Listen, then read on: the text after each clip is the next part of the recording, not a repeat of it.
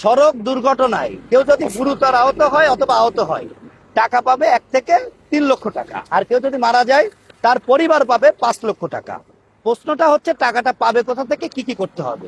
সড়ক পরিবহন আইন 2018 অনুযায়ী 32 নম্বর একটা ফর্ম, এটা প্রত্যেকটা জেলা শহরে আছে। প্রত্যেকটা জেলা শহরে বিআরটিএ তার সদর সার্কেল গুলাতে এই ফর্মটা কিন্তু পাওয়া যায়, অথবা অনলাইন থেকেও আপনি কিন্তু এই ফর্মটা ডাউনলোড করতে পারবেন। এই ফর্মের সাথে কি কি জিনিস লাগবে সেটাও কিন্তু এই ফর্মের এই যে 11টা জিনিস কি কি লাগবে উল্লেখ করা আছে। ধরেন কেউ গুরুতর আহত হলো, তার আহত হওয়ার পর সে যদি চিকিৎসা নিয়ে থাকে, চিকিৎসার সনদপত্র, চেয়ারম্যানের প্রত্যয়ের পত্র, থানায় মামলা হলে মামলা বা জিডির কপি, আর যদি মারা যায় ডেথ সার্টিফিকেট করবে। এই সকল কপি দিয়ে সত্যায়িত করে যদি সদর সার্কেল বরাবর যদি আবেদন করা হয় বিআরটিএতে, তাহলে ট্রাস্টি বোর্ড আপনার এই ঘটনাটার কিন্তু তদন্ত করবে।